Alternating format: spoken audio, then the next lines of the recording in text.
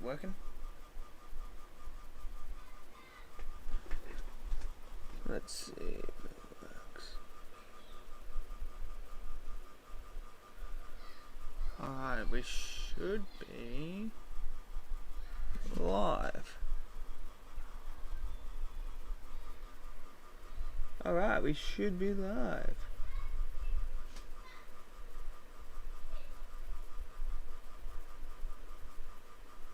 Okay. So we should be live right now. Is that right? Yep. Okay, so we should be live right now. How's it going, Milk? So, today we are talking. Let me just put this like this.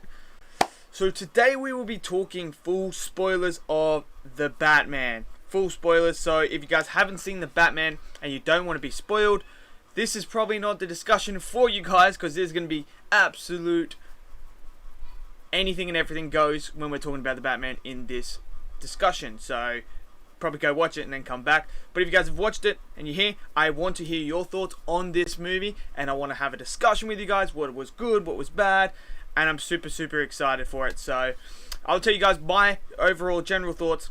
Absolutely love The Batman. Think it's absolutely fantastic what Matt Reeves did with it, from the little details to the epicness of the story, to how he used Riddler, to the characters, to the relationships, to the music, to just everything about this movie was just absolutely fantastic. I had an absolute ball with it, but I want to hear what you guys have to say, so we're going to get into it. So Milk says, I just watched The Batman yesterday. It was really good, but could have been better in certain departments, especially the final act. Well, I really enjoyed that final act. I actually think that final act was perfect for this film, personally.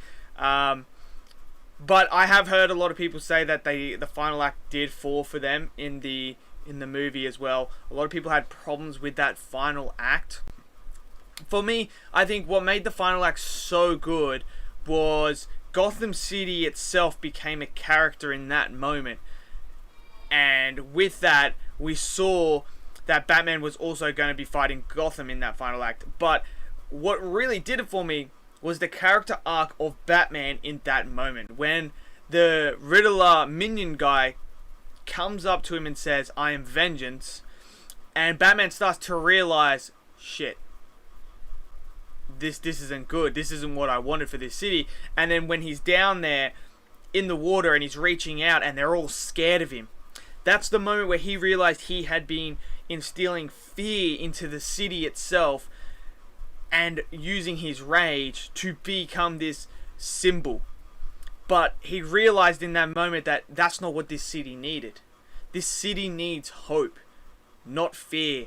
And when the little boy grabs him and he pulls the little boy out, and then they start following, and it's that hope, and it's the Batman realizing that he was going down the wrong path, and now he's starting to shift towards becoming a better Batman. And I love that message that Matt Reeves was telling in that final act.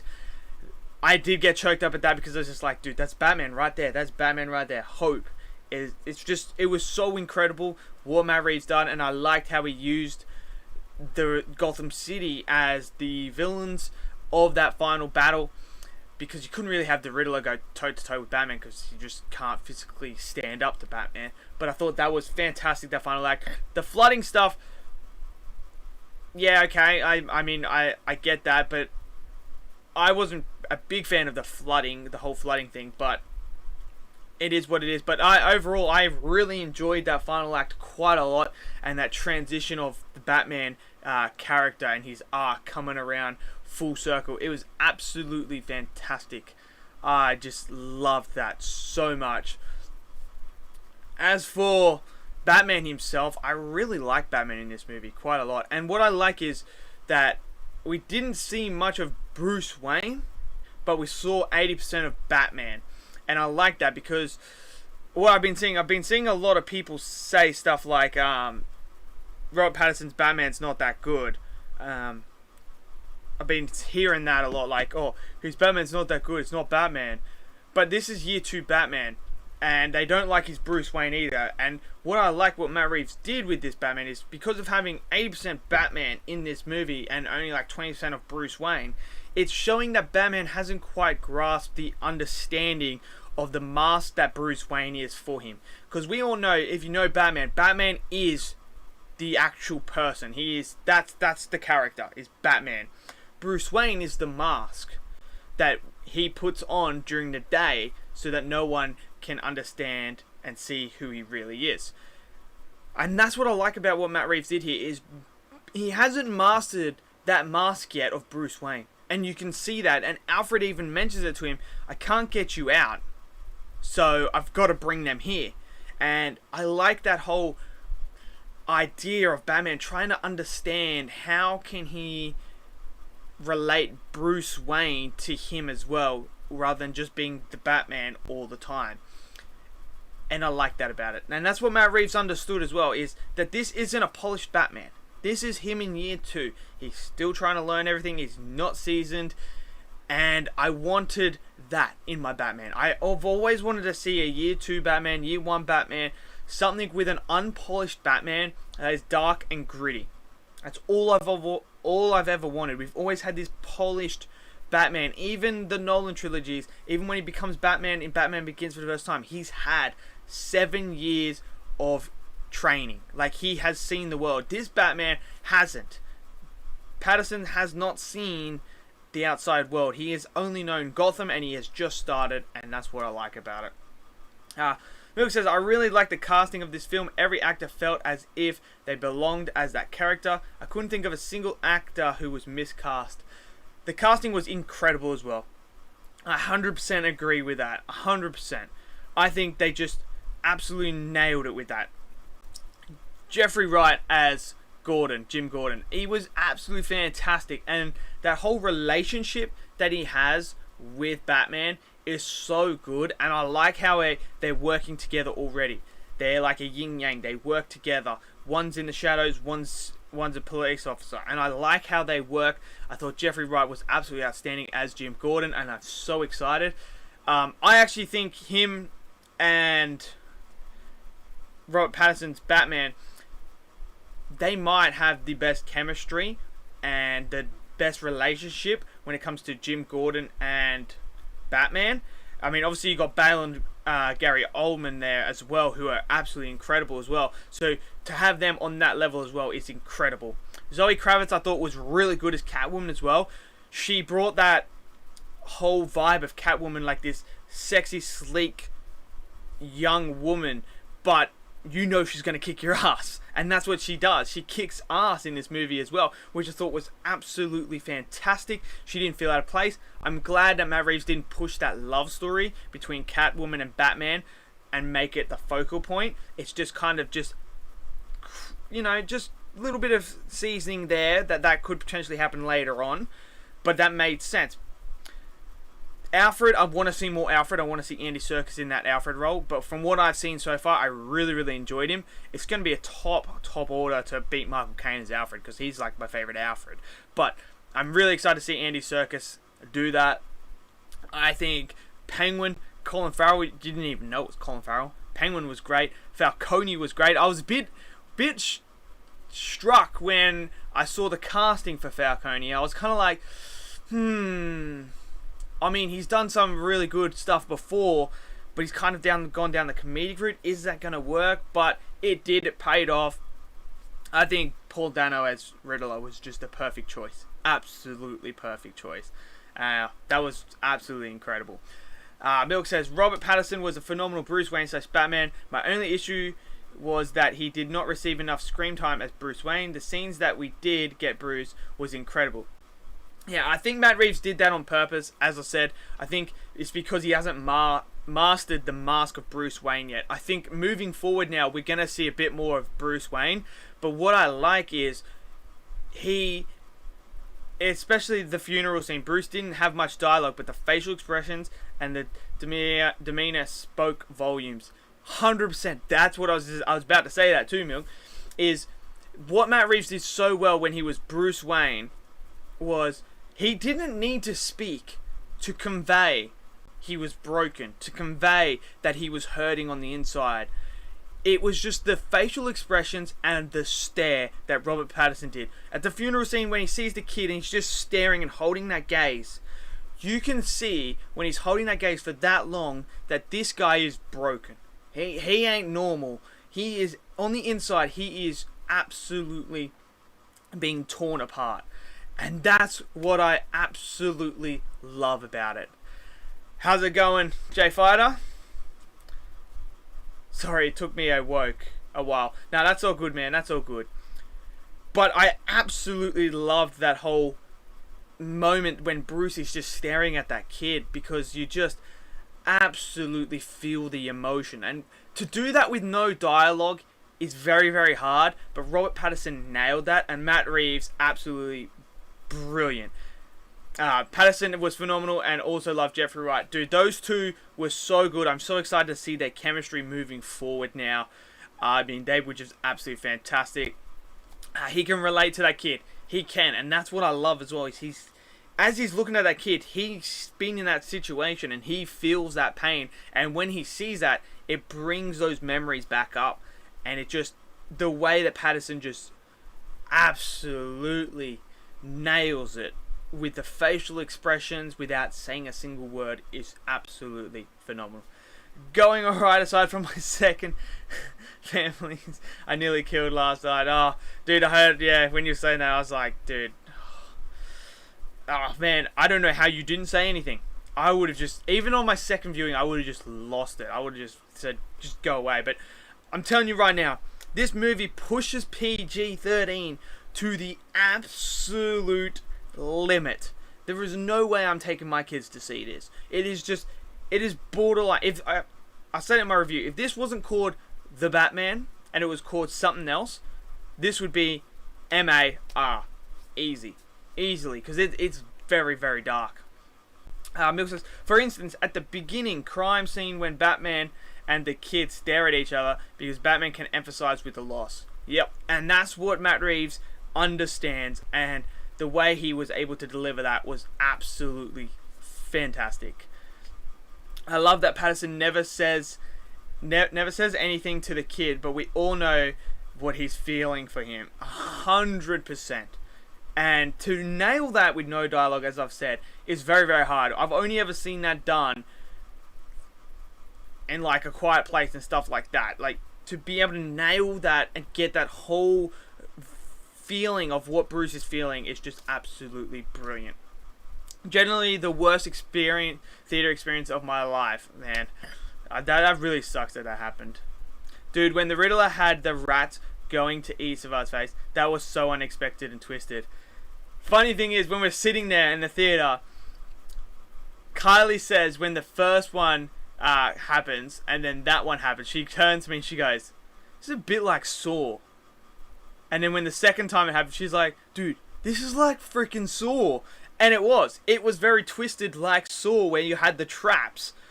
And I thought that too as well. And I saw it, I was like, oh, did Matt Reeves get some inspiration from Saw and added that to the Riddler's character? Because he is a bit of a, like, Riddler is that person that likes riddles and stuff like that and likes games. So why not incorporate the jigsaws, puzzles and stuff like that, but with life and death? And I thought that was pretty cool, and it was absolutely mental as well. Like, it's some gruesome stuff. I love the Riddler's look. I know a lot of people didn't, but I loved it. Fit the tone of the film. It did. I mean, what else are you going to dress the Riddler in? Like, honestly, that's what I don't get. What are you going to dress him in? Because this movie is so grounded in reality and realistic that if you dressed him in his classic green with a question mark suit, it would just look very goofy and very out of place, and it would take you right out. So I think having him have this more realistic look of this leather face and this big giant leather jacket and that, it fit him quite easily, and it made him, I don't need to see the big green and the big question marks or anything like that, or the big cane that he has. I don't need to see all that to know it's Riddler. Like, I kind of understand that that's Riddler, and it was just, I really liked his costume as well. I thought it was really good.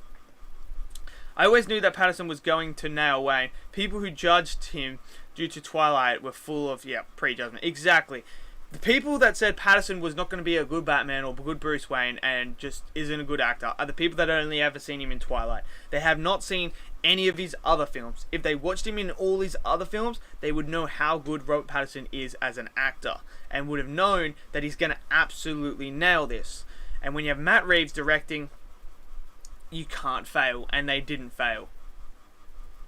Paul Dano was wonderful, adored his performance. I think he's my second favourite villain in the movies, behind Joker. Yeah, well, that's a tough one, because I would say Joker is my number one as well, because I think he's absolutely incredible. But I really like Ra's al Ghul as well. I really like Ra's al Ghul. So, Riddler and Ra's al Ghul would be up there next to the Joker for me. Heath Ledger's Joker. It would be right up there. But he was absolutely... Dude, that one scene where Batman and him have their first confrontation at the in Arkham there. And when Paul Dano starts acting in that, just remind me of There Will Be Blood. Like, that just reminded me of that movie when he's just screaming and he's like losing the plot and he's trying to compose himself, and I was just like, dude, this is just like vintage Paul Dano in There Will Be Blood. And I was just like, this is just absolutely incredible. Like, this guy is unhinged, man. Unhinged.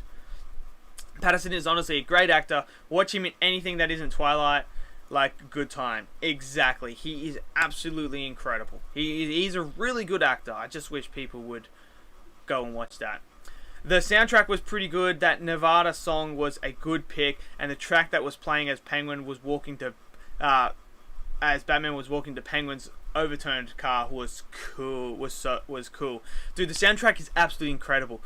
That Batman score, it had enough of the nostalgic Batman in it that you could hear, but with the modern times and this new version of the Batman theme. It was incredible. Just, I love the music so much, and the soundtrack, everything about it was just, oh dude, it was so good listening to that. This might be my favorite Batman movie, man. It reminded me of why I love Batman and the art of film. Meant a lot to me, and I'm so grateful my first experience was good as it was.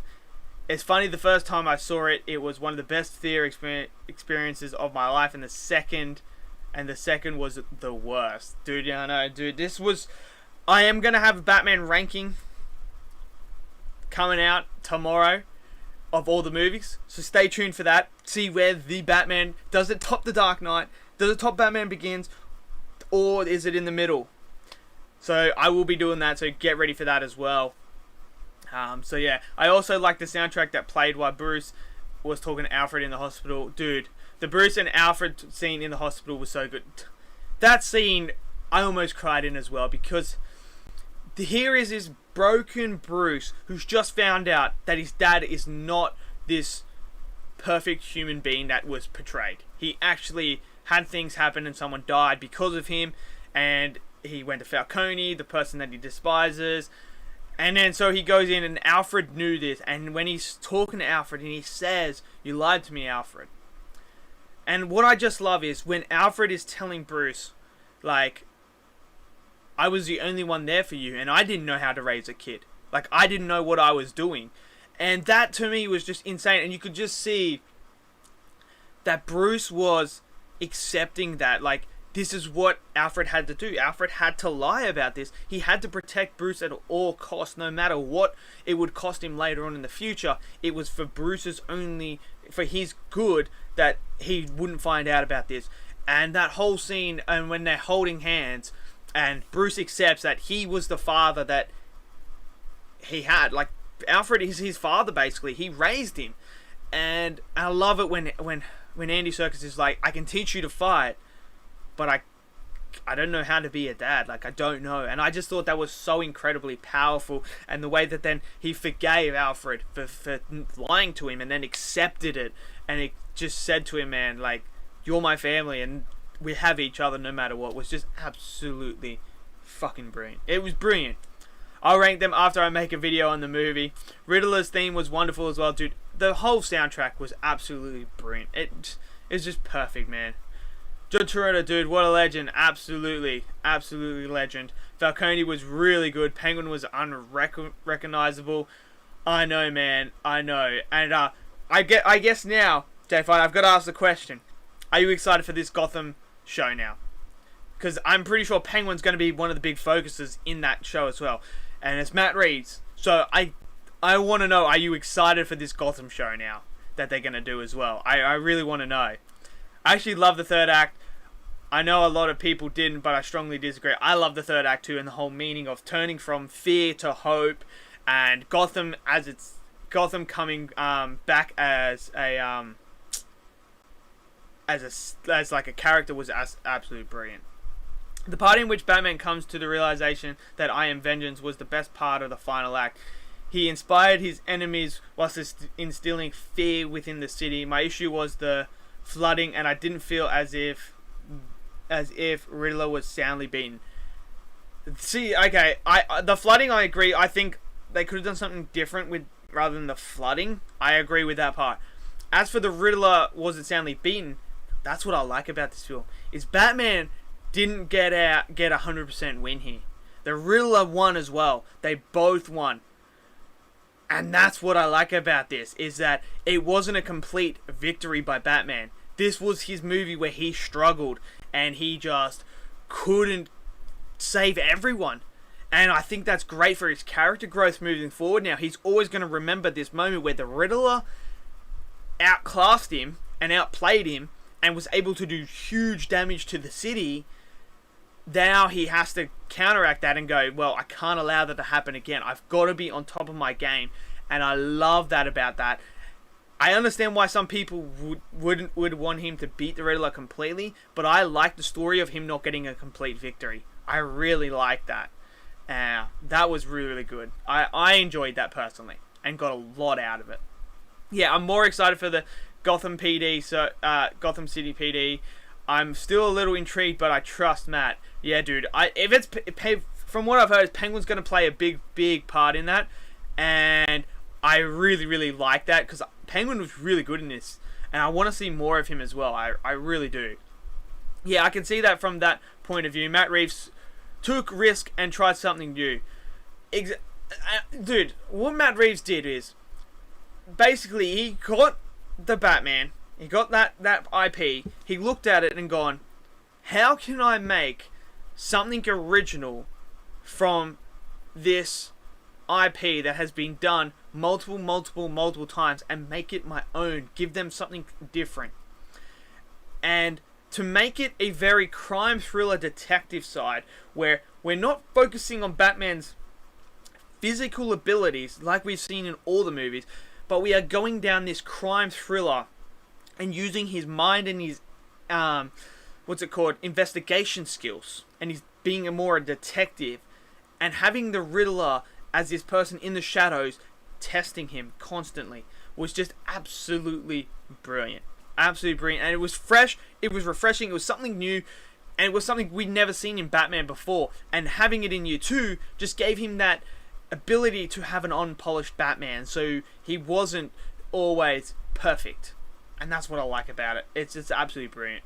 I love that Falcone wears shades in every scene, even when he's playing pool. Yeah, dude, I know, it's just, so good. Did you see what Matt Reeves said about Joker? No, I didn't see what he said about Joker, unfortunately. I haven't seen that yet.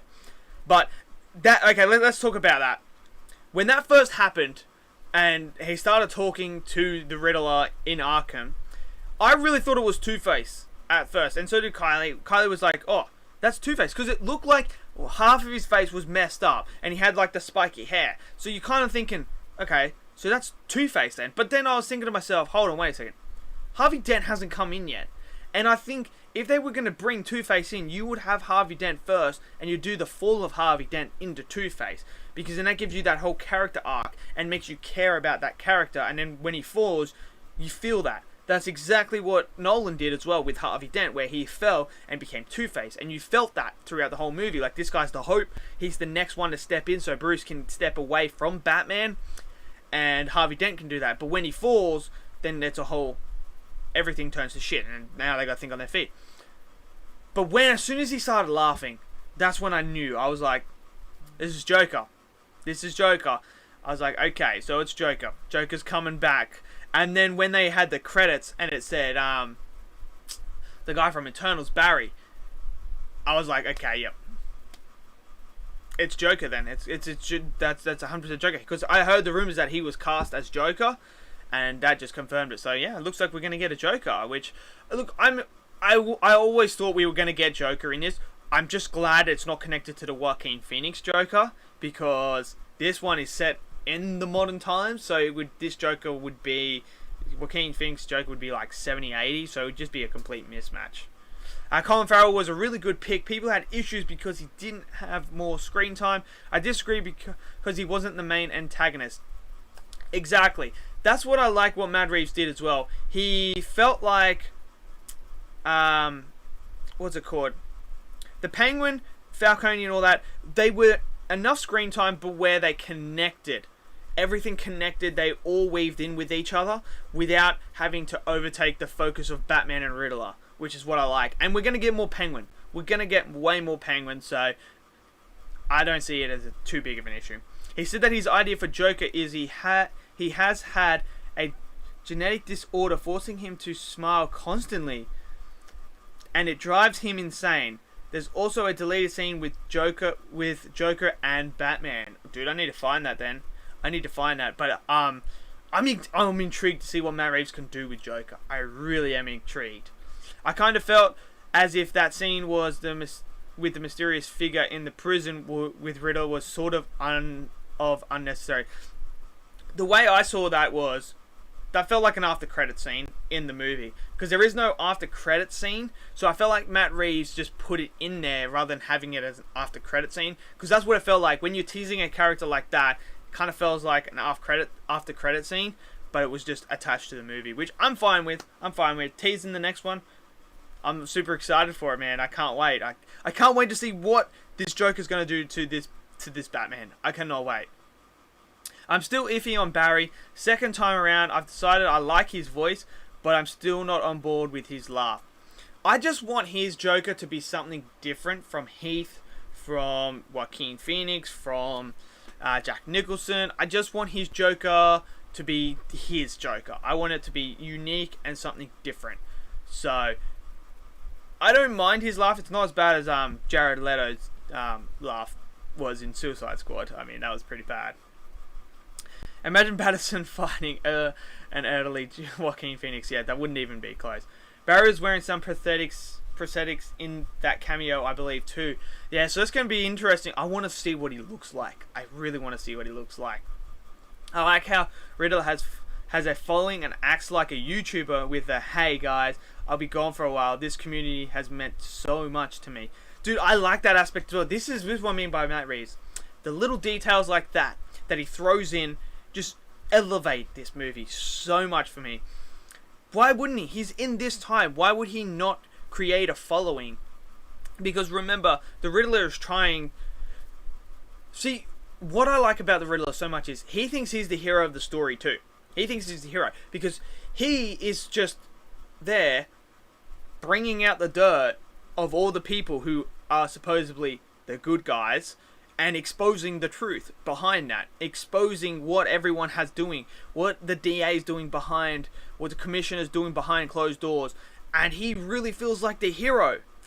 And I like that about the Riddler as well. So why would he not, with the technology that they have, why would he not create a community and try and get people to join and rally behind his cause? Because when he's talking to Batman and he says, we did it, like he thinks him and Batman, they did the right thing. Like Batman helped him and he saved the city. And I like that about him. I really, really, really like that. And that was just absolutely incredible too. Do you think that Bruce and the kid who lost his parents should have had a small conversation sometime in the film? The staring was golden and perfect, but what would you think of a conversation? I don't think a conversation is needed. I wouldn't have personally had a conversation with him either.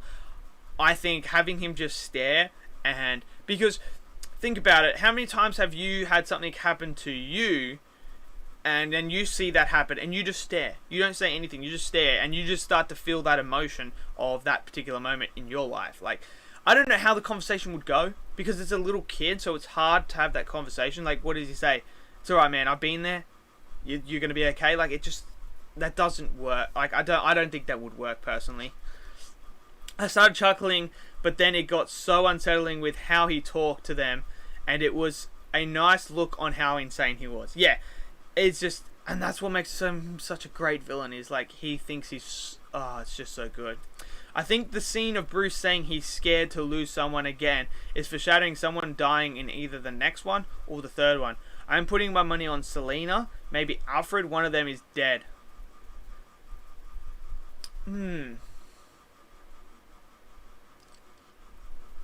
Maybe. I mean, I don't know if we'll see Selena Kyle in the next one though, because she kind of left now. I wonder if he's going to bring her back. But I mean, it is the Joker, and the Joker has been known to kill people close to Batman on multiple occasions in the movies, in the anime, in all sorts of fucking forms, comic books, of everything. But yeah, I wonder if someone will die next one. I guess we'll have to wait and see. The film put emphasis on Gordon's morality. Yes, I do like that as well. That Gordon is still, you know, like he's not easily swayed to go down the dark path. I really like that. True, sometimes people need space, and Bruce wasn't a big talker in this film. Exactly. Bruce doesn't talk much in this film at all, because he doesn't need to. He doesn't need to talk because he's broken. He doesn't understand how to use Bruce Wayne properly. And what I heard as well, and it's a really good point, and that someone was saying as well, is that this Batman felt like he was an alien, basically. He didn't know how to connect with humanity. He didn't know how to connect with anyone. So, because he's so broken, he is so dejected from society and from the human race, that he is, throughout this film, trying to reconnect and reattach himself to the human race, and understanding who they are, what they need, what he needs to be for them, and trying to figure out how he can actually relate to people again and connect with them. And that's what I really like, and it's so true, because when you watch him, he feels like an outcast. He feels like he's not meant to be there, because he can't connect. And that's why I don't think he talks to anyone, is because he can't connect. Even with Catwoman, he doesn't really talk to her much either, because he doesn't know how to connect with a person, because he's so broken and he's so detached from that feeling, because he doesn't want to have that pain again. And that's what I really like, man. I really like. They'll find a way to bring Catwoman back. Yeah, probably. They probably will. They always do. Patterson conveyed so much emotion, and yet he barely talked. Loved it. That's a sign of a brilliant actor and a brilliant director. I also love Batman's sense of humor. I did too. I thought that was funny as well. It's a very unique sense of humor, but it worked in this movie. Absolutely worked. Your suit's gonna get full of blood. Mine or yours. Dude, it's just, it's some sickening stuff. But I got you assaulting 3 officers. Batman, about to assault 3. I know, dude, that was hilarious. I mean, that was just, I love it too. What did you think of the controversy in the film? People didn't like that privilege line. I think that entire drama is stupid. People pick anything and everything out. I saw this one dude complain about Jeffrey Wright, Zoe Kravitz, and the mayor all being black. And I'm like, what? They're like, oh, they just put him in there because they're black. I'm like, what? Jeffrey Wright is a fucking fantastic actor. I don't care what anyone says. He is a world-class actor. 100% he's going to get cast. Why not? Zoe Kravitz, she fit the role of Catwoman perfectly. The mayor is just a mayor. Doesn't matter if she's white, black, Asian, or what. No, it doesn't matter. It makes no difference. She did a good job as a mayor. Like, I just don't understand that whole idea that people need, like, are just saying that people are just forcing this now. Why can't we just have, like, why does it matter? Look, I tell you right now, this is my whole thing towards it, is if it is not fundamental to the character, that what race there is. So for instance, Black Panther, you can't have a white Black Panther, because Black Panther in his character, he being black is part of his character. It's him. That's who he is. So you can't cast him as a white person. Superman, there is no definition of him being white or anything like that. He's an alien. He can be green, blue, it doesn't matter. So I have no problems with him being a different race. I have no problems with it. There is nothing that makes me go, oh, Jim Gordon's white. No. Why can't Jim Gordon be black? It doesn't matter. Why can't he be Asian? Doesn't matter. As long as you get a fantastic actor who can portray what you're trying to convey, that's all I ask for. I don't care. It does not bother me at all. There is nothing in their character that says that they can't be this particular race. Nothing. Unless you're talking about the Black Panthers, those particular characters that are necessarily have to be that race. Because that's who they are to their DNA. That's all I care about. I feel like the woke crowd really over-exaggerates the importance of the white privilege line. It's a one line from a person who lives in the city. It's a character. Exactly. People are too invested in race. 100%. It's so stupid now. Ryan Kindle was being a weirdo. He literally complained about a racist line, then proceeded to say he didn't like that there were more black people than white people, which is racist. 100%, man. Jeffrey Mill, how's it going, mate? Haters gonna hate. These are people who will never be satisfied. 100%. No matter what you do, they will always find something to hate in a movie and then blow it. It could be like the littlest line, and then they would just absolutely just explode it to nowhere, and you're kind of like, what? That's like a 2-second thing in a movie, but they always do it, man. They always find something. It doesn't matter what it is. Love when people say Black Panther can be white, and then they proceed to forget Black Panther is king of an African nation. Exactly. Like, it's literally in his DNA. That's why he has to be. Like, I don't understand. Like, there are particular characters, yes, but then there's other, like, they say, these are the same people that go, oh, Black Panther could be white, but Superman has to be white. He can't be any other color. And I'm kind of like, what? How? Superman's an alien. Black Panther's black in DNA. So it's so stupid. But the whole thing with Jeffrey Wright, Zoe Kravitz, and the mayor is just absolutely stupid. It's almost like they are actively looking for it. 100%. 100% agree with that, man. 100%. I ripped into Ryan Kindle and Jeremy Grins on Twitter because of their awful takes on the identity. It's 100%. They're just stupid, man. How's it going, bro? Welcome. It's an absolute masterpiece from start to finish. 100% agree, man. I love this film so much as well. It's just absolutely fantastic, man. It's so good. Yeah, this Bruce was a breath of fresh air. His hesitance with the relationship and the fact that he is broken and hurting inside as a young man was great. 100%. Matt Reeves nailed that part of it. And obviously Patterson conveyed that brilliantly.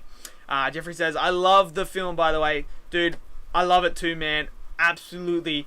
Matt Reeves, just give him 7, 8, 9, 10. Just give it to him. Just give him the Batman IP, man. Just give him the good Bat. Just do it. Just give it to him. Just let him make as many as he wants. Why would anyone even complain about Catwoman being black when she's been a person of color several times? She's probably the most diverse character in the comics. I know. And then, oh man, some people as well have a problem with Catwoman being bisexual too. I mean, really? Like, does that really matter? No. Does it change the character? No. Like, I just don't understand what, like, people are complaining about that too. They're like, oh, Catwoman, why is she bisexual? I'm like, bro, does it matter? No, it doesn't matter, man. It just does not matter. They didn't pick them to be political. They picked them because they're good actors. Exactly. Jeffrey Wright is a world-class actor.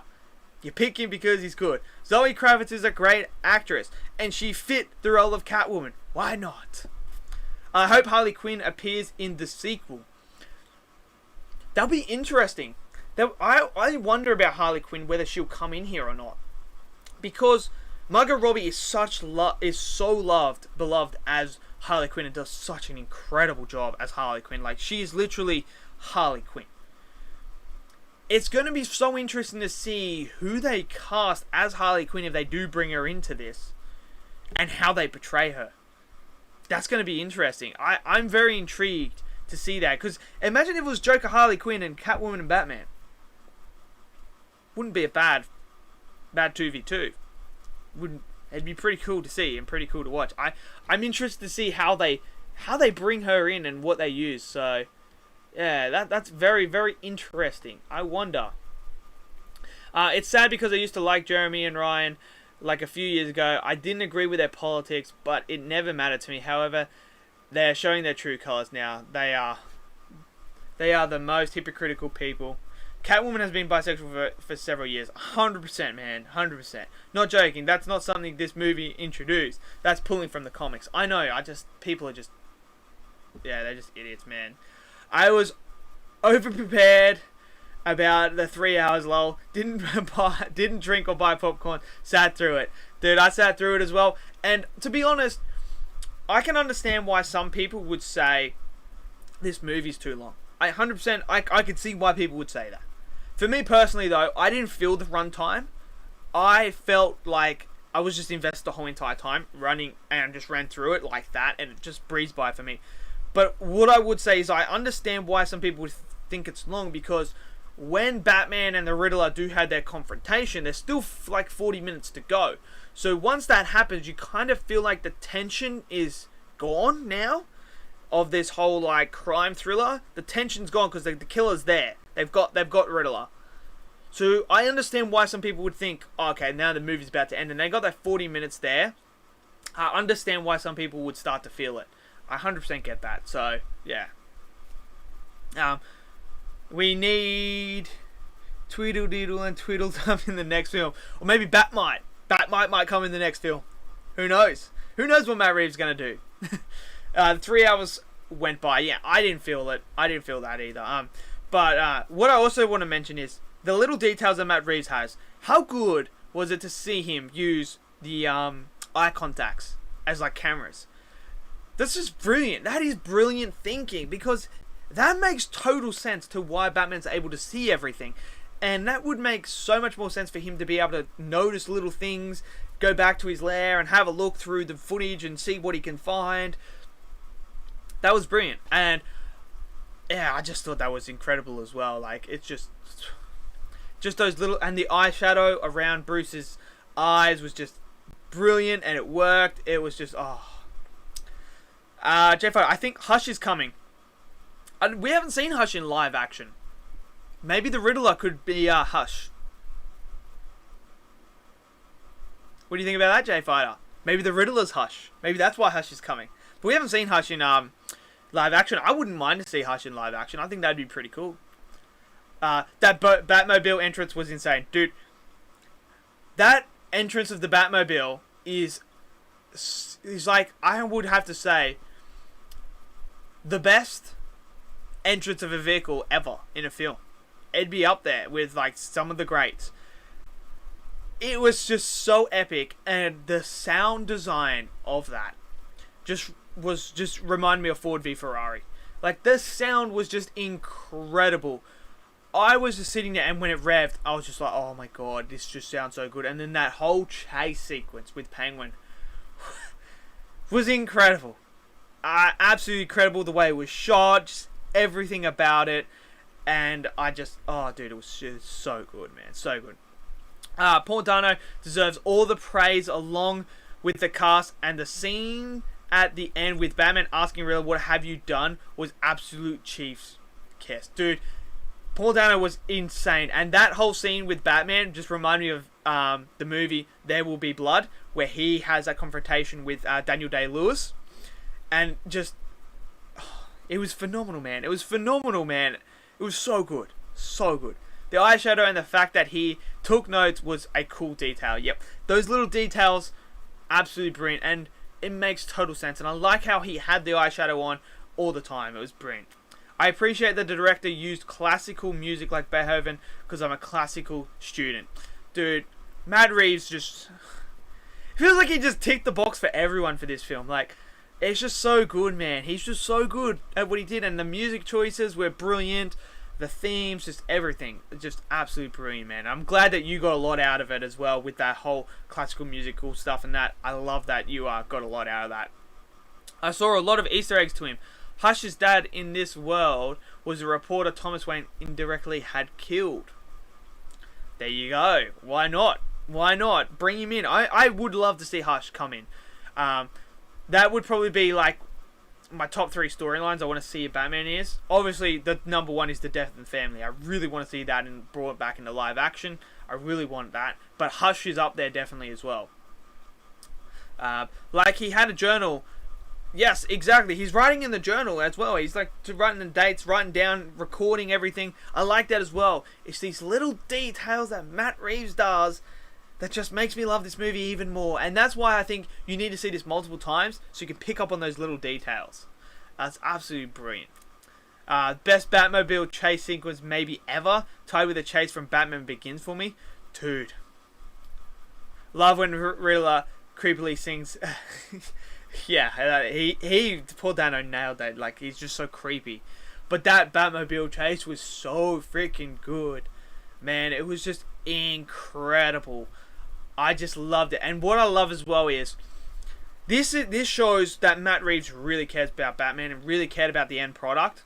Because when he flips Penguin and Penguin's upside down, it's so easy for the directors and the cinematographers and that to just pan it as a normal view of us walking, and we see Penguin looking upside down, we see Batman just walking normally.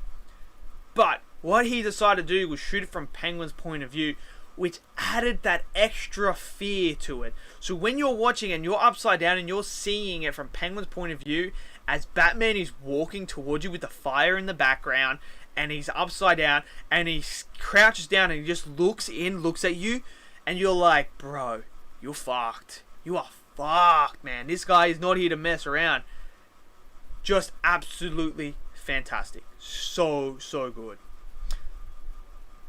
I loved all the stuff they pulled from Long Halloween. I did too. I really liked that as well. That was a nice touch from him as well. Nice touch to bring some Long Halloween stuff in. Eva Marie is so commonly sung by choir boys in the orphanage.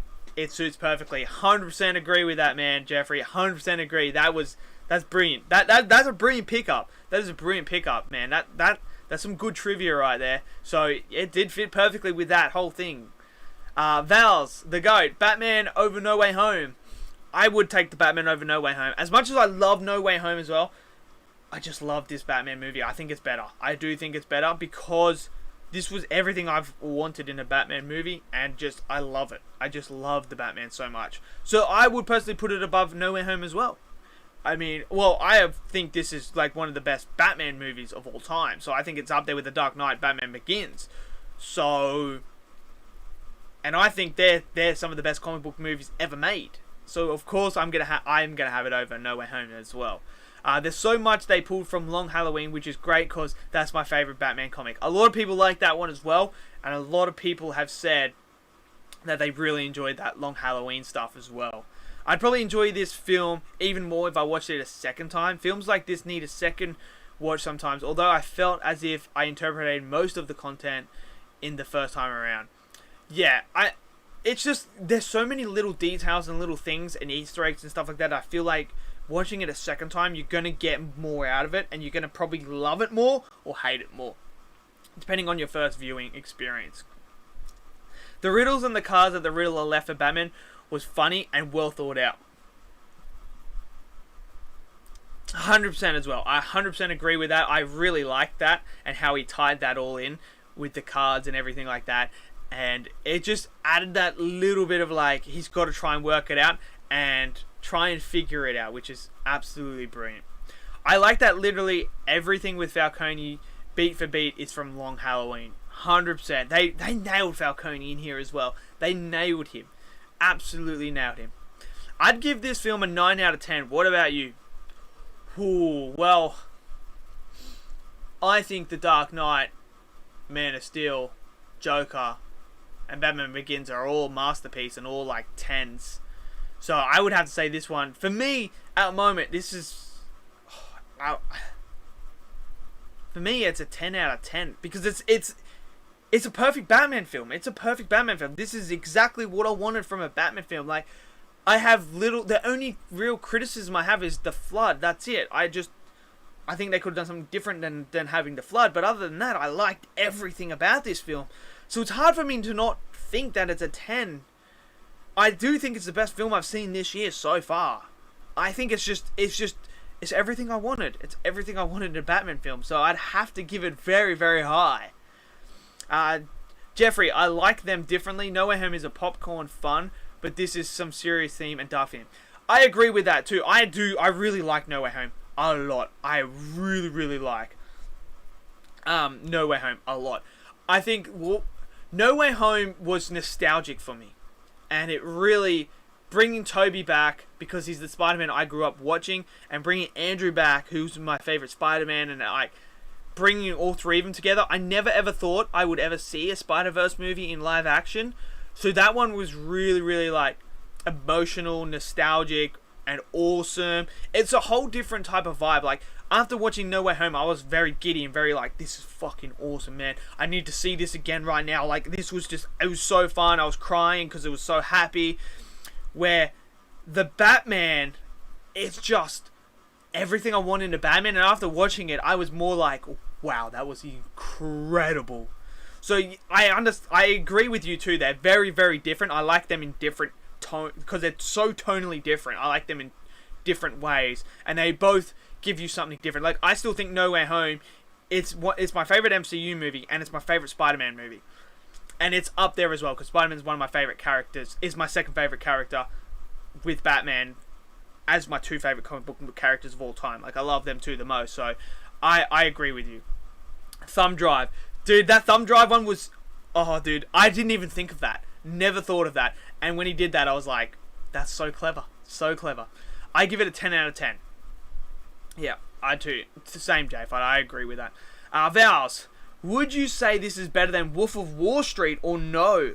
Ooh, Wolf of Wall Street. I really like Wolf of Wall Street. I think Martin Scorsese nailed that film. That film I really, really like as well. Do I like this more than Wolf of Wall Street? See, I've seen Wolf of Wall Street so many times as well. I've only seen this. That's a tough one. That is very tough. Because I really like Wolf of Wall Street. Oh, this is a tough one. But I'm probably going to say yes. I like this one more than Wolf of Wall Street. I do. But that's not discrediting Wolf of Wall Street, because I absolutely love that movie and think it's incredible. Again, they're two completely different films. One's very dark and gritty. One's very funny and very entertaining. But I would take the Batman over Wolf of Wall Street right now. I would. At the moment, I would. It's way better than Scream 2022. That's for sure. Yeah, that's for sure. Don't even get me started on Scream. I heard even the flood is taken from the comic. Can't confirm that. I don't know. I can't confirm either. But you know, I wasn't a big fan. I could think they could have done something different. But it's just a minor one. It's just like, if I had to nitpick, that would be the nitpick. Would be the flood.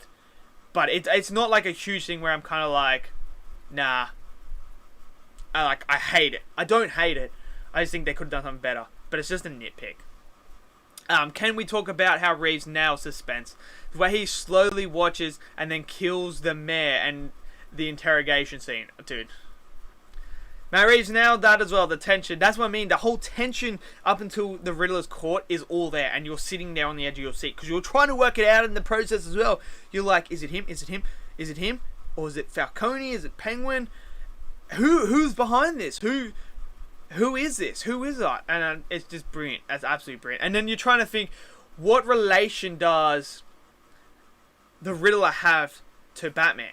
And that whole interrogation scene at the end where Batman and that are having the conversation, and Batman thinks that Riddler knows that he's Bruce Wayne, and when he's saying Bruce Wayne, and you're thinking, oh shit, he knows he's Bruce Wayne, and there's cameras there, he's fucked. But then when Riddler says, he's the one that got away, isn't he? We couldn't get him. And then the expression on Patterson's face when he realizes, oh, wait a second.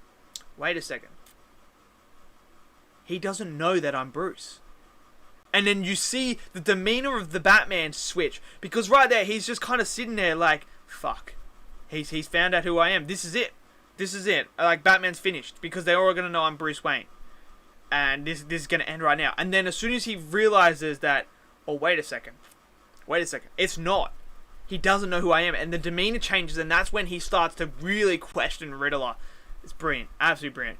I mean, you can like both. I do like both, but I would, if you gave me a choice of either one, I'd pick the Batman. That's just personal preference, but that's nothing against Wolf of Wall Street. I love Wolf of Wall Street as well. I think it's absolutely incredible. It's just brilliant. I think The Flood was pulled from No Man's Land. Have to go back and reread it. Yeah, I'm not 100% sure either of The Flood. I'd have to go back and read some too to figure it out.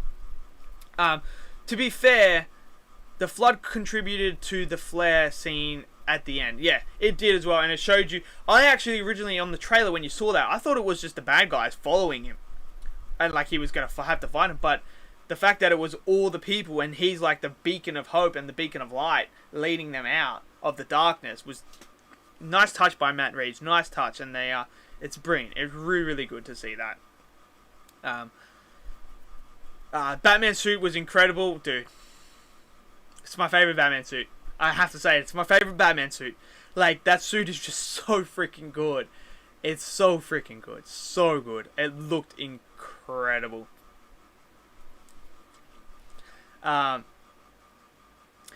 Reeves genuinely made me think Alfred was going to die for about a minute. I thought Alfred was going to die too. I was like, holy shit, we haven't seen much Alfred here. And holy crap, he's dead? I was like, whoa, okay, this is a huge difference. Like, this changes it all. This changes it all if Alfred's dead, but thankfully he wasn't, and that's good.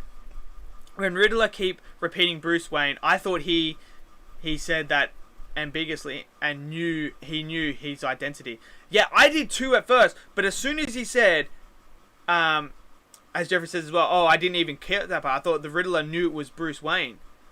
Yeah, but when you watch when he says, because the Riddler does state he's the one that got away, we couldn't get him, but that's okay, we got everyone else, didn't we? So he didn't know that he was Bruce Wayne. He didn't know Batman was Bruce Wayne, which I think was absolutely brilliant, because the demeanor of Batman shifts in that moment, and that's how you know, because when he changes, because there's cameras there, and those cameras would easily pick up that he's saying that he's Bruce Wayne, and everyone would know. But as soon as his demeanor changes, I'm kind of like, oh my god. Because Kylie thought he said it as well. My wife was like, oh, but he knew that was Bruce Wayne. I was like, no, he didn't. He didn't know it was Bruce Wayne, and that's why his demeanor shifted. And that's the little details that Matt Reeves adds in this. So this is why I would highly recommend, if you love the film, go check it out a second time. And really watch that scene when he's doing that, and watch Batman's demeanor change when he realizes that the Riddler doesn't know he's Bruce Wayne. And you watch him, because he's very much sitting there just looking like very sad and dull and very like, fuck, this is it. Batman's done. There's nothing I can do about it. And then his demeanor changes, and that's when he sees like, and starts to really get into the Riddler and trying to break him down so he can understand things. It's so good. It's Matt Reeves directing 101, brilliant masterclass, absolutely brilliant, so good. Like, to have that little detail of just the demeanor changing of Batman when he realizes that, it's just, it's a touch that I just love when directors do, and it just adds so much more to the scene and the moments and the movie itself. Did you watch Jeremy Jahns and Chris Stuckman's reviews? Who are your favorite reviewers? I haven't yet. I've watched Sean Chandler's. I've watched John Campier's with Robert Meyer Burnett, and I've watched that. I haven't got around to watching Jeremy Jahns and Chris Stuckman. They're the other two that I really watch. And then obviously you guys, when you guys drop reviews as well, I check out yours, see what you guys have to say about it. But other than that, it's and Geekdom as well, and Geekdom. I watch his review as well. So they're the five that I really like that I really watch. And then obviously sometimes I'll type it in like the Batman review and just click on one and watch it and see what some people have to say, or I see it on Twitter. So I'm pretty sure it was No Man's Land, because most of the film ending is from No Man's Land, and the next one I think will be a loose adaptation of Year Zero. That's going to be interesting. That's going to be. I'm so excited for the Batman 2 now. I'm so excited. What are we? 2022. So 2024. Batman 2. Fingers crossed, no delays, no delays. Just think about it. We could probably, if there was no delays, we could probably be on our way to Batman 2 right now. Just because of the fucking delays. We could have been on the Batman 2 by now. Reeves is a mastermind. Dude, he's so good. He's so good. He's so good. Yeah. Like martial law being enforced, Penguin taking the most territory, and the villain taking what they can. Villains taking what they can was all from no man's land. Yeah, makes sense. Makes sense. But yeah, 100% agree with that. I need to watch again. Yeah, man, I'd watch it again because with these type of movies, it's those little details that you'll pick up on the second viewing, because you've watched it all, so you understand the story and everything like that. So you start to notice little details and little things that you didn't see the first viewing, and you will be picking up on things and going, oh, damn, I didn't notice that the first time. That changes things for me, and you'll probably get more out of it, and you'll probably like it even more. But yeah, like it's so good. It's so good. Stupid pandemic and delays. 100% agree, man. Fingers crossed we get no more. Fingers crossed we get no more delays than that. Because, oh, man. I don't want any more movies to get delayed. Like, I'm just sick of them getting delayed. Like, how many times has Top Gun Maverick been delayed? So many freaking times. I just don't want him to be delayed anymore. I want him to come out. I just want to watch him.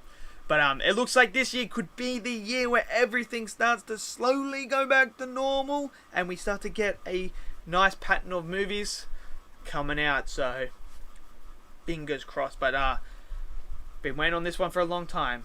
I need to see it again so I don't have to listen to some bitch on my right saying fuck 20 million times because she thinks Batman is dead. Like, what I just don't get is, why would you think Batman is dead? Like, what, they're going to kill Batman in the first movie? Just like that. Like, I mean, come on. Everyone knows Batman's not going to die. And how cool was his wingsuit, too? That caught me by surprise, because we've seen a lot of the Batmans use their cape to fly down. But this one, he actually turned into a wingsuit and actually went down and flew like wingsuit. And it wasn't like... Okay, as grounded in reality this is, that wingsuit where it hits and crashes and stuff like that, you kind of have to suspend belief a tiny bit to just go, okay, that probably would have killed him, but hey, I'll let that one slide. But that was cool to see him turn into a wingsuit and go. Like, that was impressive. Impressive. Like, that's another little detail that Matt Reeves did. Is it true that the director directed through Zoom or Skype or something at one point because of COVID, and Patterson got the virus at 1.2? I'm not 100% sure about that one. I couldn't tell you. I don't know. I know there was this whole thing about Rob Patterson wasn't working out or anything like that, but he looked ripped to me in the movie. He looked ripped, so he obviously had been working out. But I'm glad that he didn't bulk right up. Like, I think the suit did enough to make him look bulky enough. But yeah, I didn't want him to be like Ben Affleck, massive. I think it would look weird. But anyway, I'm not 100% sure about that. That would be a cool little thing to know if he did do that. But if he did, then that makes this movie even more incredible. Like, what if Morbius gets delayed again? I think that's been delayed, I think that's moved like 5 to 7 times or something like that. It's had 5 or 7 release dates already, so wouldn't surprise me, man. Wouldn't surprise me. Again, early in the Batman's career, so it makes sense with the wingsuit. It does. It makes total sense, and I like those little touches, man. And I like, oh, dude, how cool was these little grappling hooks out of the friggin' palms of his hands when he shoots it? He's like, how cool is that? That's so cool, man. That is so cool. Like, that, I would never have thought to do that. I would have just gave him the grappling gun, but he's got those as well, which are incredible. He's got his grappling gun. He's got all of it. Like, it looked cool. That's brilliant. Absolutely brilliant. Just adds dimension to the character and to his suit. Reeves currently has COVID and missed the premiere, which absolutely sucks. Man, that would have sucked. Patterson had COVID last year. Yeah, he did. Reeves sent a Zoom video to the premiere telling them all of this. Man, that's just insane. Vals, what do why do you hate Matt Reeves? I think he did a phenomenal job, man. I don't hate Matt Reeves. I'm literally boasting about how good Matt Reeves is and how much of a masterclass he is. Because I love the Planet of the Apes trilogy that he did. And I wanted to see an Affleck Batman, but when that didn't happen and they got Matt Reeves, I was like, dude, you couldn't have picked a better person to come in and do it instead. And I think his little details that he did with Batman shows that he cares about this IP and cares for the character, and he really wanted to deliver. And I think that was absolutely brilliant. And I think that's why I said Matt Reeves, give him 7, 8, 9. Give him as many Batmans as he wants, because he absolutely nailed it. And the little details that he did was just absolutely incredible. Like, from the demeanor of Batman changing in that moment when he realizes he doesn't know he's Bruce, to the eyeshadow, to the eye contacts, to the wingsuit, to the suit, to the grappling hooks, to the car, to everything. He nailed it. He nailed it. Absolutely nailed it. And I want Matt Reeves to do 9 of these. I want him to keep going. I want him to do Death of the Family. I want him to do the Nightwing movie. I want him to do anything to do with this. He nailed it. Absolutely nailed it. And I just can't thank Matt Reeves anymore.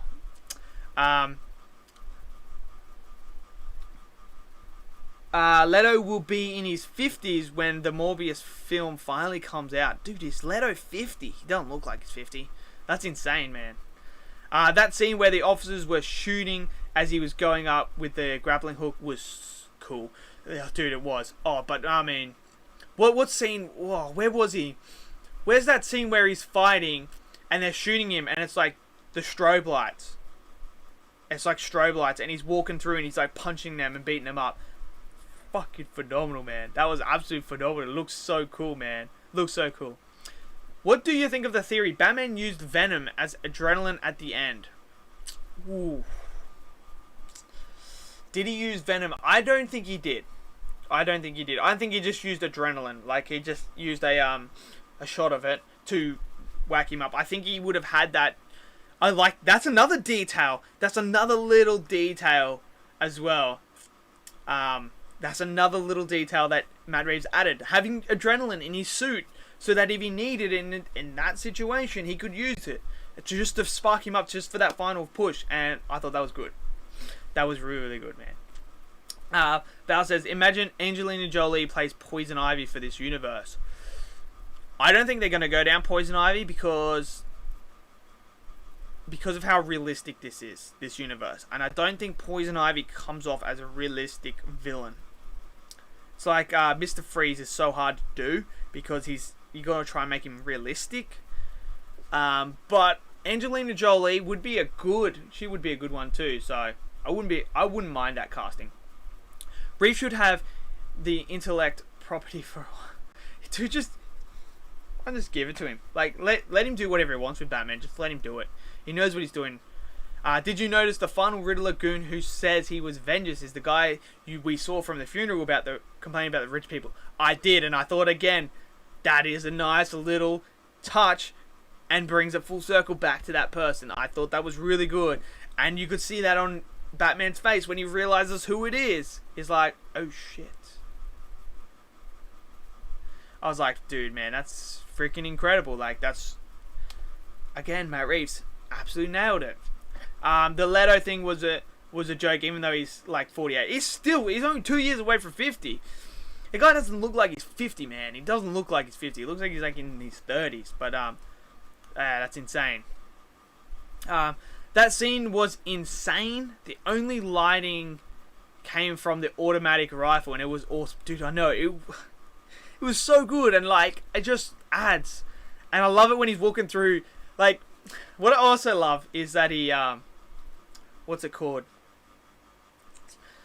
When Batman arrives at the nightclub and just walks through the nightclubs and just beating people up in a nightclub. How many times could you say you've seen Batman walk through a nightclub like that? Not many. And I thought that was cool as well.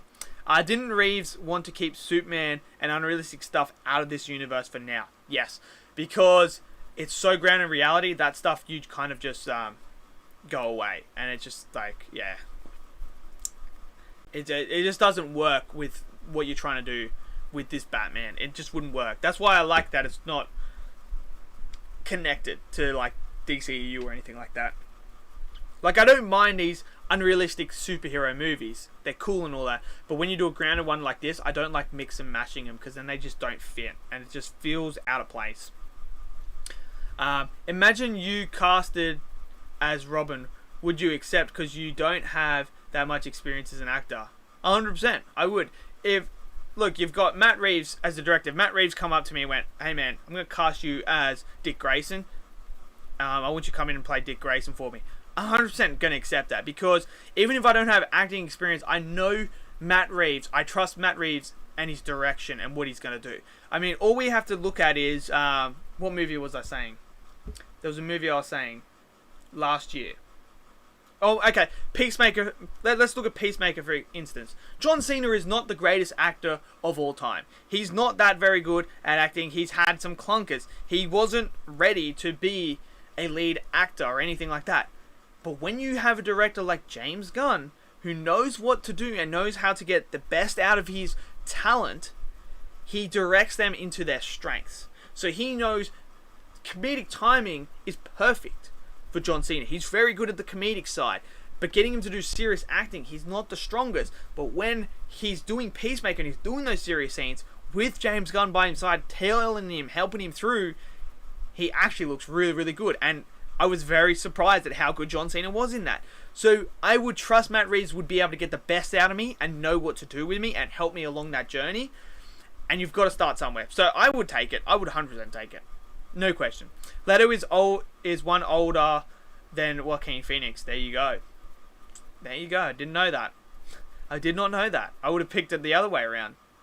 Val says, if you're making a movie about El Chapo, would you hire Matt Reeves or Nolan? I would probably... Ooh. See, because Nolan's my favourite director of all time. I love Nolan. I love his films. I love Matt Reeves as well.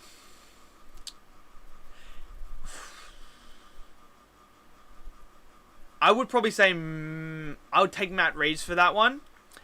I think I'd take him for that one. Because Nolan's style, I think, is suited for something else other than that. I think Matt Reeves would do better with that one, and Nolan would probably still succeed easily in it. But I just like the concepts Nolan has of himself, like these insane concepts that you just think, how the fuck are you going to make a movie out of this? So, yeah. But either one, it doesn't matter. I would take either one, but I'd probably go Matt Reeves for that one. But yeah, Nolan's my favorite director, so I watch anything he puts out, anything. His suit can withstand multiple rounds, which I always thought was nice. Yeah, and it looked like, because like, you know, sometimes you look at the suit and when they get shot there, you kind of like, how did that suit stop that? But this suit, it looks like when he gets shot, you're like, I 100% believe that suit could protect his chest. 100% believe that. So that's another nice touch. The first Batman fight at the nightclub was so fun, funny, and well, oh, dude, it looked so good. It looked out. Oh, dude, it's so funny when he's throwing people off the balconies, punching them up, beating them up, and then Penguin's like, "Oh, take it easy there, man. You're everything they talked about." I was just like, dude, so good, so good. I think the trilogy will end with Bruce taking in Dick Grayson as Robin. Ooh, really? You really think they're gonna bring Dick Grayson in at the end here? I don't know. I don't know if they will. It depends on the time skips, I think. I don't think he's ready to take anyone under his wing just yet. But it'll be interesting to see what they do. I've always wanted a Nightwing movie. I always wanted a Nightwing. I always want to see him in live action. But, yeah, that would be cool. What are the top 5 films that you are most excited for this year? Okay, so it was... I've got them written down here somewhere. Let me just have a look. Let me see if I've still got it down in here, my notes. I'll tell you my top 10 right now, man. I'll tell you.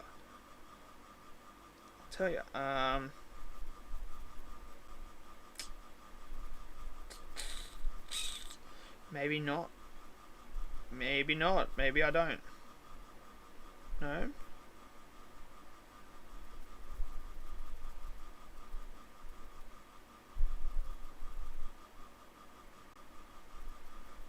Okay, here it goes.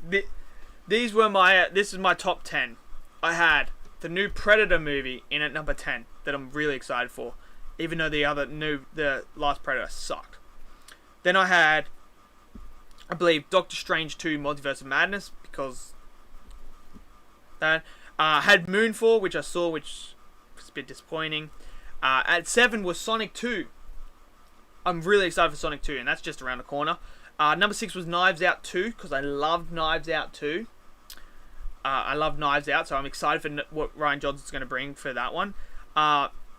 Number 5 was Nope by Jordan Peele, because I love Jordan Peele's films, and I'm really, really excited for this as well. Number 4 is Black Adam. I've been waiting for Black Adam for 7 years. Feels like 25 years. Feels like my whole entire life I've been waiting for Black Adam, so I love Black Adam, and I've always been excited for it. Number 3 is Spider-Man Across the Spider-Verse. I love the first one, so I'm excited for the second one. The Batman was number 2. The Batman was sitting in number 2. This was my second most anticipated film of the year. Just make sure that's... obviously, number 1, probably no surprise to anyone, is the new Dragon Ball movie. Dragon Ball Superhero. That one's obviously my number 1 because I'm a huge Dragon Ball fan. So that's my top 10 for this year. So yeah, I adore the filmmaking in this film. Loved all the POV shots. There are so many of them. 100% agree as well. 100% agree. I don't think we'll get a full movie of Robin. I think that's how the trilogy ends. Literally the last shot, probably. So a bit like Dark Knight Rises with Robin. Like that whole tease of like, oh, is Robin coming? Gonna be like that. Sort of excited for Into the Spider-Verse 2. Oh, dude, I'm so excited as well. I'm so excited for that. I cannot wait for that as well. Cannot wait. I hope Wanda is the villain of Doctor Strange 2, but the trailer is probably misdirecting us. I don't know. I think she will be. And the Wanda stands will still say that she was right and Doctor Strange was wrong. We all know that's going to happen. She can literally take a town hostage against their will. And she's still a good guy, apparently. Jeffrey, I can't wait for Nope. Me too, man. That trailer looked so intriguing, so interesting, and so cool. I love Jordan Peele. I think he's so freaking talented when it comes to the horror films, and he's really reinventing the way that they can be consumed. So, I'm just going to go grab a drink quickly because my throat's starting to get a bit scratchy. So I'll be back. Keep firing in your questions and your thoughts and everything like that, and I'll be back.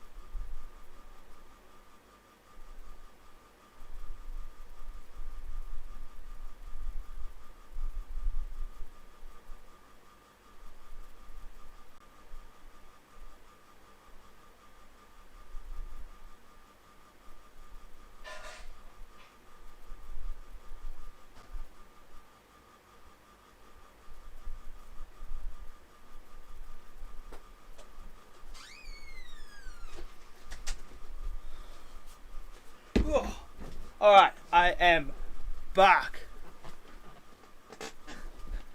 Altex, it's only slavery. 100%. That's what they tell me, man.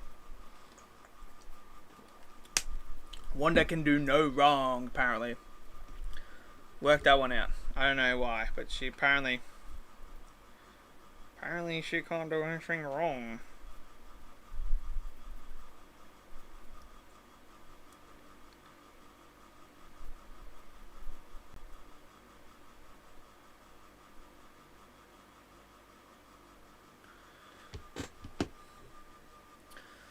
I wonder if the trilogy says Court of Owls wanted the Waynes killed. That's an interesting take. I wonder too. I wonder if it's going to go down that way. That'll be very interesting to see if they do have that route. I can't wait to see what they do with the Batman 2. I'm so intrigued to see where Matt Reeves is going to take this Batman, and for how long, and what they're going to do, and who the villains are going to be. So we obviously know Joker's coming because that was teased. So I wonder what's going to happen. I wonder what's going to happen now with the stories. I'm super excited for that, man. Super excited to see what they do. But again, Matt Reeves nailed this out of the park. Like, I just can't believe how good this movie is. I just can't. Like, I've been waiting. Like, the trailers, I still remember when that first trailer came out and how incredible it was, and thinking, holy crap, this looks like the Batman film I've always wanted. I would never have thought I would be sitting here saying, dude, this is like one of the best Batman movies I've ever seen. Like, it's pretty wild to think, if I had told you, so go back, if we went back 5 years, right? So we go back to 2017, and I had said to you, look, man, you are going to see a Spider-Man movie with all three Spider-Man in it. You're going to see Tom Holland, you're going to see Andrew Garfield, and you're going to see Tobey Maguire all come back. You're going to see Green Goblin come back, you're going to see Doc Ock come back, you're going to see all these villains come back in one movie.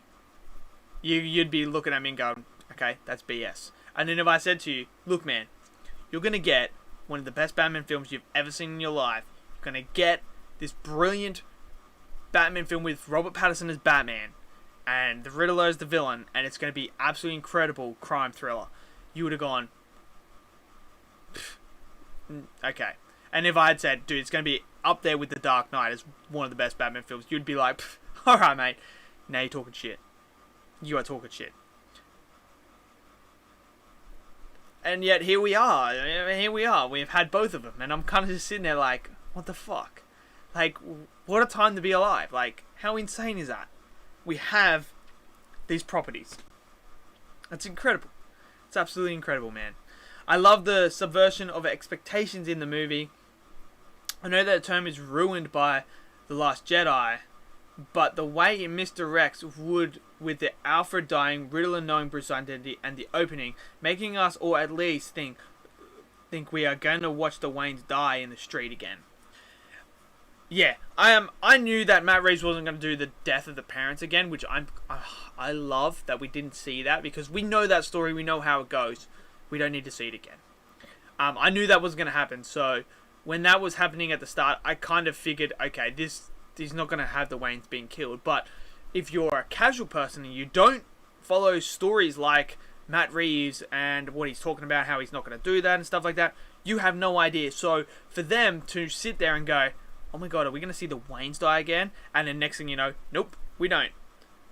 It works. It works really, really well. And he did that again, and he's really good. The first DC Warner Brothers film that delivered in a while. I'm going to tell you now, it's because they let Matt Reeves do what Matt Reeves wanted to do and didn't interfere. And this is what you get when you don't interfere. We've now had the Batman, we've now had the Joker movie, we've now had the Suicide Squad, and Peacemaker. 4 DC properties that they haven't messed around with. They've just given it to their creative, talented directors and gone, do what you want with these. And look what they have produced. They have produced The Joker, which got nominated for an Oscar and won Best Actor, and is a phenomenal film. You've got The Suicide Squad, which they said to James Gunn, you can kill whatever characters you want, you can have anyone you want in it, go nuts. And it is absolutely one of the best comic book movies ever made. It is fun, it's entertaining, it's incredible. Peacemaker. They just said to James Gunn, you can use whatever character you want to make this show and do what you want, Boom. Look how good that turned out. And now the Batman. Matt Reeves. Here you go. Batman's all yours. Do what you want. Bam. Here we go. Could this win an Oscar? Potentially. This could be nominated for an Oscar. I honestly think it could. It's that freaking good. This is what happens when they don't get their freaking grubby hands in there and try to change shit. Just let your directors do what they do best, which is creating absolutely brilliant films. And that's what they do, and that's why we got these good ones. The Batmobile reminded me of the Tesla Cybertruck, dude. It's just that's my favorite Batmobile. I have to say it. I know it sounds like, oh, you're just hyping up this movie, but I really like that Batmobile. I really do, and it just looks so cool. It looks so cool. But again, I'm a muscle car fan as well, so it kind of has a bit of bias to it with the shape and the way it sounds and looks. So, if the studio interferes with Matt Reeves, I'm going into the deepest, darkest depths of depression. I know, and I just don't want him to touch it. Just let Matt Reeves do what he does, and he'll keep producing this. I hate it when studios interfere like that. Like, I get it. You have guidelines. I'm all for that. Have guidelines, and say, look, this is what we want you to stay in between. Create something in between these lines. That's fine. I have no problems with that. But it's when they're creating it, and you just walk in there and go, you need to put this person in there, you need to take this person out. It's annoying. Spider-Man 3 could have been better if it wasn't interfered. Spider-Man 3 is a prime example. Sam Raimi had it all planned out until the studio decided you have to have Venom in it. And Venom feels very shoehorned in and doesn't work. And that's why that film's a mess. Because the studio had to do that. Remember that time WB rushed the Justice League film out by destroying his vision after his daughter died instead of respectively delaying the film. 100% agree as well. Say what you want about Zack Snyder's Man of Steel, Batman vs Superman. You can say whatever you wanted about it. You may not have liked those first two films. I love Man of Steel a lot. Don't like this Batman vs Superman that much. I know some people that don't like those first two. But, out of respect, he's working on the Justice League movie, and his daughter dies, and you just go, oh, we need, instead of delaying it, which you have a fantastic reason to delay it, you decide, we're just going to get rid of Zack Snyder, and we're going to bring in Joss Whedon and just tell him that he's got to do this, this, and this, and this, and this. And then you get Justice League 2017, which is one of the worst comic book movies of all time. Absolutely just awful. I would much rather them just delayed it and just given us Zack Snyder's vision, and maybe that could have turned the tide for the DCU. Maybe people would have seen that earlier, the Zack Snyder one, way earlier, and gone, okay, I'm on board with his vision now. I don't like the first two, but now I'm really invested. Or, if it didn't work, then you just go, alright, cool, that's all Zack Snyder's doing, and we're going to move on from there. But instead, you got this whole mess that happened, and just, yeah. And then didn't they do it for the Suicide Squad as well? So, yeah, I don't know. There is a difference between guidelines and put Venom in Spider-Man 3 and Lizard in Spider-Man 4. Yep. 100%. I hate Man of Steel, and I'm not the biggest fan of Batman, but what they did was so scummy. 100% as well. I agree as well. You're just setting people up for failure, and like, it's just so stupid. Like, I don't know why they did that. It's the same with Star Wars. Star Wars did the exact same thing with the whole sequel trilogy. You have JJ comes in, does Force Awakens, and then you said, Rian Johnson, you're making the next one, and he does one that doesn't really flow with the first one, and then they go, oh shit, this one's 50-50. Only half people like it, half people hate it. Bring JJ back in, and you know what we should do? We should just fucking fan service this motherfucker out. Let's just put anyone and everyone in there. Let's just get them all back on there. And it fucking didn't work, did it? I think that it was too early for Justice League. Yes, I 100% agree. They did it because Marvel was doing the Avengers, and they wanted to try and cash in on it. That's all it was. What are you sipping on? It's just water in a Tupperware drink bottle. Just some water. Zack Snyder's Justice League. I didn't even love the way I did before. I like it overall, but I've noticed some issues in the past year. Still much better than the 2017 film, and again, overall good. Even if it wasn't good, what they did was scummy, yeah. Yeah, I like Zack Snyder's Justice League as well. I really, really like it. But I just, yeah, I don't know. I think it could have been tightened up. I think it's too long. It could have been tightened up a lot more. But I feel like I may like that movie a lot more if I got the next part of it and got the whole trilogy. I feel like it's one of those movies where you need the whole trilogy to really get it all. Yeah, that's just what I think. But that's just me. That's just me. This new Star Wars trilogy had no direction. My favourite will always be the original. Yeah. There's no direction, no plan, no nothing. And I tell you what, it's not like they had bad directors. Like, you've still had J.J. Abrams, who's a good director. And then you had Rian Johnson, who's a really good director. And you still fumbled it. Fucking stupid, isn't it? With Suicide Squad, I didn't really care. But I'm all for the AO cut. I won't watch it because, honestly, his script is awful. But I still believe in creative freedom, even if his Joker is called, bro. In a funny, different version of the club scene. Yeah. Like, I think the way they did his as well, like, I don't think it's going to be anywhere near as good as James Gunn's one, but I still think he should have got to be able to put out his movie.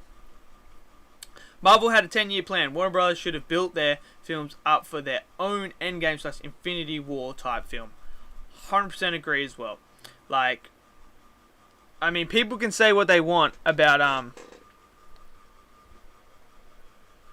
Marvel. They don't like it or not. But what you can't deny is Kevin Feige created a plan, stuck by it, and delivered on it.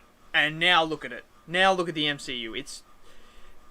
You could argue the MCU is the biggest IP right now in movie going. Like, they crank out money like no tomorrow, and people love it and just eat it up. And they just push the boundaries more and more and more. Kevin Feige's already got there. He's already got his next 6 freaking years planned out, like where he's going. He's got that, and he can change things here and there. But yeah, it's absolutely, yeah.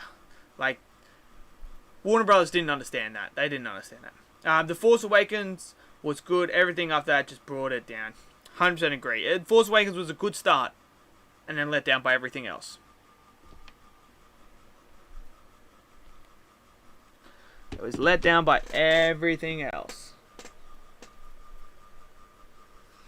Alright. I have to go. Thanks for the stream. When's the next Twitch stream? Tomorrow, normal time. On Twitch, we'll be doing Assassin's Creed again. We're getting that going again.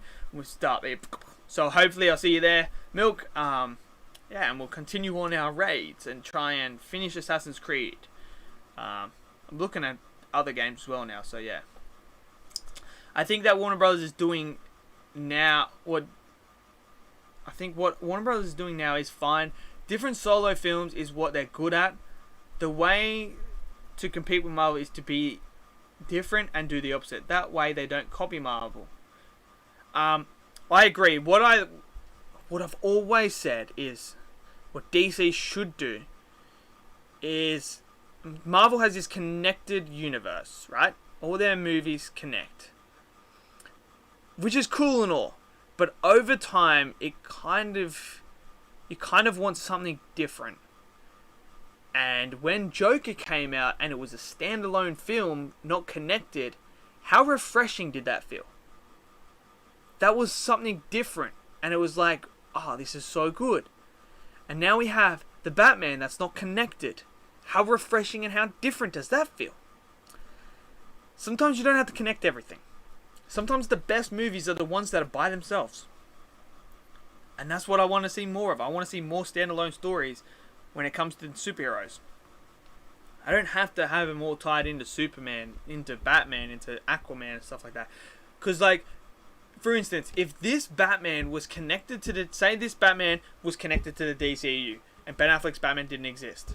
So Superman's around, Wonder Woman's around, Aquaman's around, Flash is around. This Batman story doesn't happen. Superman finds the Riddler like that. It's game over. It's done and dusted.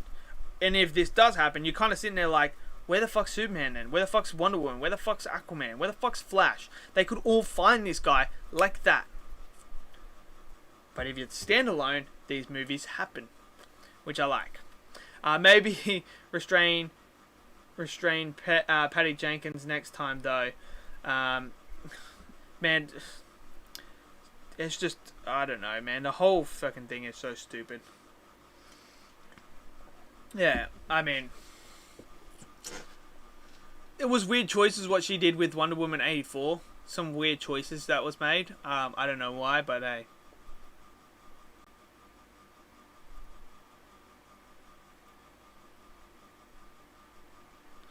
I'll see you later, Milk. I love that the studio was terrified of Wonder Woman 84 because they knew how fucked it up it was. I mean, it's just... That's Warner Brothers, isn't it? That's what they do with the DC. So hopefully when Discovery comes in and takes over Warner Brothers, we might actually get some cool stuff. They might actually be able to do it properly. So yeah, we'll just have to wait and see, won't we? So yeah. So yeah. Well, anyway, I'm going to leave it there for this one. Thank you for joining me for the spoiler discussion of the Batman. I will have, obviously, my Attack on Titan reaction is going to be out later today. And then tomorrow will be the Batman movies ranked. And then Wednesday, I might drop all the Batman actors ranked. How about that? Maybe that as well. I'll figure something out there. And then figure something out. And also, don't forget, Twitch. Normally Monday, Tuesday, Wednesday, and Friday. Always stream every single morning. This time normally. For about 4 hours until 12. Assassin's Creed right now. So if you guys want to come and have a chat, talk about movies, talk about film, talk about anything, games, you name it, come over there, join me in on the Twitch. It's obviously twitch.tv/AltexTV10. Then you'll go straight to my channel, give us a follow, and join in on the streams would be very, very awesome. Other than that, I'll see you guys later. And yeah.